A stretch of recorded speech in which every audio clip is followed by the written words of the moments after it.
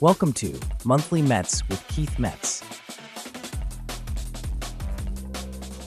Welcome to the Monthly Metz with Keith Metz, founder of the Metz Law Firm in North Carolina. Keith focuses on DWI, traffic violations, and misdemeanor criminal defense, helping people navigate charges that can affect their license, their record, and their future. I'm Lisa Mosbey, and today we're talking about underage DWI in North Carolina and what parents should understand if their child is facing one. Thanks so much for joining me again, Keith. It's great to be with you. Thank you, Lisa. Great to be with you too. Keith, how does North Carolina define underage DWI and how is it different from a standard DWI charge? So this is a broad topic, but the overall answer to this question is anyone under the age of 21 that has any impairing substance, be it alcohol or any other type of impairing substance, is going to be charged with a potentially DWI, depending upon if their BAC is a .08 or greater. But in addition to that, we have a law called driving after consuming. Attorneys will call this sometimes a baby DWI because the ramifications of it are very similar. But the general idea is that if you are under the age of 21, you cannot have any impairing substance in your system at all. So even if you have a single beer, you blow like a .02, even though you're probably very sober still and not over the legal limit at all, that is going to be charged as driving after consuming because you are under the age of 21. And then how strict is North Carolina when it comes to enforcing that standard for drivers under 21? No tolerance at all. And they will charge it not just for alcohol, but also for other, like I said, other impairing substances, marijuana, anything like that. If you were under even though marijuana is completely illegal in the state of North Carolina, so it doesn't matter what age you're at, if you're imbibing and the cops catch you, you will be charged appropriately. But if you were under the age of 21 and you were operating a vehicle while under any sort of impairment of marijuana or any other drugs, you will be charged with the driving after consuming charge. And if a college student or a high school senior is charged with an underage DWI, what happens immediately in terms of their license? So first of all, we do want to distinguish between whether they're charged with just after driving consuming or they're charged with DWI and driving after consuming. They will be charged with the DWI if their BAC, for instance, is a .08 or greater. If it's below that, then they're likely just going to be charged with driving after consuming. And the DA's office will prosecute these accordingly. So what I mean by that is if it's just the driving after consuming, they will not reduce or dismiss these. They were going to prosecute that. If it's the driving after consuming and the DWI, typically speaking, if you're going to take a plea deal on this, the DA's offices will dismiss the driving after consuming. They will pursue the DWI. The DWI has a little bit, while they're similar, they do have some slightly different ramifications. And so they're going to pursue the harder route on that, which is going to be the DWI. And then are the criminal consequences different for someone under 21 compared to someone over 21, or is the court process largely the same? Largely the same. Okay. So let's compare the two briefly. If you are charged with just driving after consuming, your license is going to be suspended for 1 year. You're going to be required by the court to complete a substance abuse assessment, at least a minimum of 24 hours of community service, and you're going to get court costs and fines in the amount of roughly $200 to $500, depending upon the judge. If you are convicted of a DWI, your license is going to be suspended for a year. You're going to do anywhere from 24 to 48 or even 72 hours of community service, and you're going to have to do a DWI assessment. So to that extent, the punishments are almost identical. Where they differ is the ability to get a limited driving privilege to be able to legally drive during that period of suspension. And that's really what matters. If you are convicted of a driving after consuming charge, your license is suspended, but you will be eligible to get a limited driving privilege if and only if you are at least 18 years old at the time that you were charged. To be clear, not at the time that you were convicted, at the time you were charged. So if you were between 18 and 20 and you're charged with it, you will be able to get a limited driving privilege. If you're under 18, you're not going to be able to get one. If you are convicted of a DWI while being under the age of 21, you are ineligible to get any limited driving privilege at all. Your license is suspended for a year and you cannot drive during that time. And then, Keith, beyond the courtroom penalties and the limited driving penalties, what longer term consequences can an underage DWI create for things like college scholarships, maybe internships, or even professional licensing?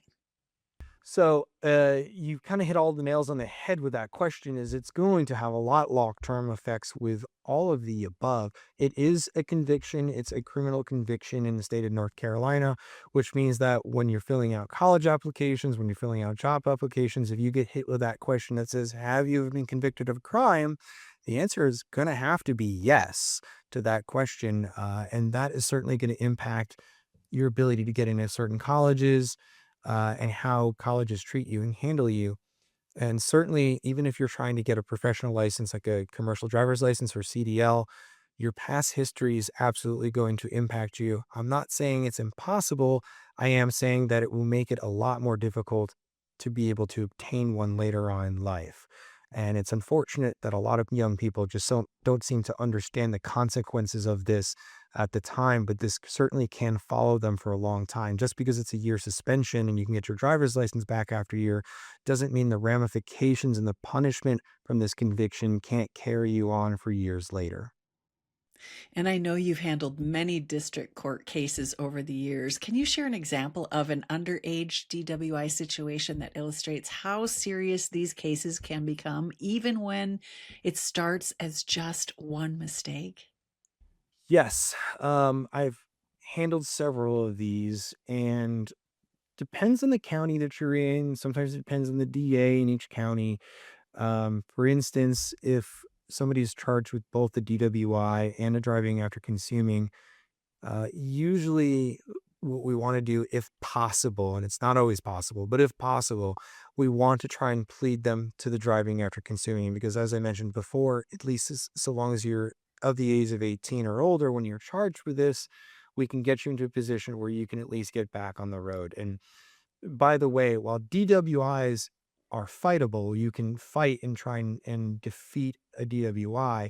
It's almost impossible with the driving after consuming because the statute basically just says that you are under the age of 21 and you have any impairing substance in your system and you are driving. So the driving is pretty easily established if you're driving a motor vehicle, if you're even if your keys are in the ignition and the engine is off, that's driving. That's easy for the state to establish. Under the age of 21 is easy for the state to establish. They're going to look at your ID. However old you are is how old you are. And then any impairing substance. So if you've had a sip of alcohol, if you've taken a single hit of marijuana or anything like that, that's it. So it's hard to fight it because the standard is very loose. DWI is more difficult to fight because the state's got to show that you're impaired at the time of your driving. For driving after consuming, they don't have to show impairment. They just have to show that you've consumed any intoxicating substance and you've been driving and you're in the age of 21. So it makes the cases a lot more difficult to fight.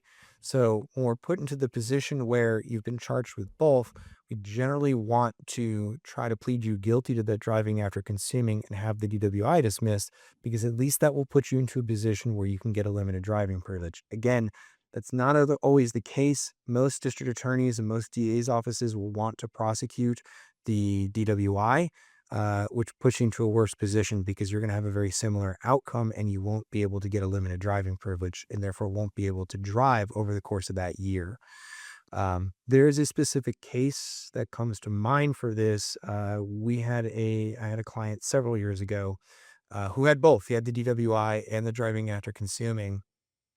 And I say several years ago because I was a bit of a novice on how the laws worked on this back then. And I thought I was getting him a deal by getting the driving after consuming dismissed and pleading him guilty to the DWI, which rendered him ineligible for a limited driving privilege.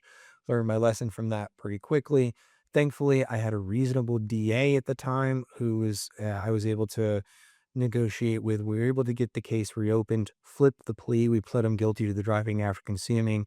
That led him to be able to get a limited driving privilege. Another case I had, this one was several years later, so I had actually knew what I was doing by this point in time. It was a marijuana case. So again, doesn't have to be alcohol, it's a marijuana case. We actually won. We took this case to trial and we won on a very finicky piece of law. So I mentioned driving. In this particular case, my client was not driving. He was in a parked car, parked behind the restaurant that he worked at. And he was, for lack of better words, he was hotboxing the car with some friends. And in addition to the marijuana charges in the there was also an open container. I believe there was an empty bottle of wine in his car. They also charge him with the driving after consuming. But there's a fun little piece in the law here which says you have to be driving on a highway at the time. And even though technically for DWI purposes, driving is behind the wheel of a car with either the engine on or the keys in the ignition, for the driving after consuming, you have to be on a highway. So sitting in a parking lot uh, does not count for the statute. So we challenged this in court. We won a trial. The court did find him guilty of the possession of marijuana, but was able to find him not guilty of the remaining charges, which means at least his license was not suspended for that driving after consuming. And I know it says keys in the ignition, but now with everyone having a fob, is it just having a fob in the car? Is that how the rule plays out now? I love this question because I try to advise people on this at all time. Because you're right, Lisa. Most cars nowadays do not have keys for go in ignition. Now it's all push to start. So the question then becomes, and unfortunately, North Carolina law, as is usual with North Carolina law, has not caught up with technology. So the general idea behind keys in the ignition is the engine being able to immediately be started. And so that's sort of the purpose behind that law. That's what the legislative intent the legislator was aiming for when they designed that law. So when we've got a push to start, the question then becomes is where do the keys need to be located in your car where they need to start your ignition? I argue it's probably in your lap, in your pocket, in the cup holder. My advice is if you're going to be in your car, throw the keys in the trunk. Most modern cars now have an internal trunk release where you can pop the trunk, throw them in there, go sit in your car. Even if it's a DWI and you just need to sober up for a little while, that's fine. Go sit in the backseat of your car, leave the keys in the trunk. Or if you're in a safe location in a parking lot that maybe you're familiar with, don't even keep the keys in the car. Throw them in the spot or maybe in a median somewhere outside of the car where they're not near the car. But at a bare minimum, throw them in the trunk in the furthest possible position they can be in proximity to the engine. So that at least there's an argument to say that the keys could not have possibly started the engine then. That makes sense. I'm glad you cleared that up. From a defense standpoint, what issues do you look at closely in an underage DWI case? Things like the stop testing procedure or maybe officer conduct? We're definitely looking at officer conduct. We're always looking at officer conduct. But in these sorts of cases, like I said before, they tend to be pretty clear cut. If you're under the age of 21 and the officer can show any sort of impairing substance, that's it. That being said, I do want to be crystal clear here. I had a client a few years ago. I've tried to make this as a public service announcement. I'm loving the opportunity to make this again. There's a very specific officer in Mecklenburg County. I will not mention his name nor mention the agency that he works with because I have to work with this particular officer on a daily basis. However, he is maybe overzealous is the best way to put it. I had a client about a year ago who was charged with driving after consuming for marijuana. He was stopped. The officer claimed that he smelled marijuana. My client denied. And my client had told me, Mr. Metz, I've never smoked marijuana in my life. I tried to tell the officer that as well. He didn't believe me. The officer ran some tests, claimed he saw green on my tongue. They claim green on your tongue is apparently indication that you've recently smoked marijuana. He claimed that I had raised taste buds. Apparently that is also an indication of it. And he charged me with, I didn't have anything on me, so he didn't charge me with possession of marijuana. He charged me driving after consuming. And my client did one of the most intelligent things that any one of my clients have ever done, and something that I recommend to everybody in a similar position. After the officer let him go, my client immediately went to a lab, paid the money, did, I think, a urine test and had the results reported back. And those results proved negative for everything, negative for marijuana, alcohol, and every other drug. He did a full drug panel, including alcohol, and it came back negative for everything. And I brought those test results to the district attorney, who did the right thing and dismissed the case. The problem is that this officer is still on the prowl. And I told some other colleagues about this. And then just not 2, 3 months ago, I had one of my colleagues come back and say, same officer, I've got two separate clients with very similar situations as yours. Another colleague came to me, and now he didn't know about my situation. He just came very excited because he'd gotten blood work back from the state. In his particular case, it was a DWI based on marijuana impairment, where the exact same officer found similar circumstances to charge this person with the DWI based on marijuana impairment. They had the state ran blood work on this particular person, and the blood work came back negative for everything. The state's own state labs showed that this person had nothing in their system, despite the fact that this officer charged him with the DWI. So that charge was dismissed as well. Unfortunately, us defense attorneys are in the position where we have to take the best possible deal for our clients. And so the dismissal is always going to be better than taking the case to trial and challenging it. So there has not come a position where any defense attorney that's been run into the situation has had the opportunity to really challenge this particular officer and kind of show the court and the DAs that this guy is just making things up and he's ruining people's lives as a result, because it's better for us to just take the easy dismissal and get the best deal for our client. That being said, I want to use this opportunity as a PSA, a public service announcement to anybody listening. If you legitimately have not had anything in your system, whether you've been charged with driving after consuming in North Carolina or DWI in North Carolina, if you know for sure you are stone cold sober, you don't have anything in your system, go to a lab immediately. There are a handful of labs that are open 24/7. You can go pay the price, whatever it is that they charge, do it, go get your lab work done. That's going to go a long way in helping your case. Well said. Thank you for sharing that PSA. You know, um, Here's where I want to wrap this up today. What role should parents take once their child is charged? When does involvement help? And when can it unintentionally complicate things? I don't think there is an opportunity for parental help to unintentionally complicate things, so long as the parent recognizes that their child has been charged with something. Maybe their child is entirely innocent, maybe they're not. But it is important to recognize that regardless, there are consequences if their child is convicted. So the role you need to take first and foremost is to ask your child to be honest with you. What happened? Tell me the truth. Tell me what happened.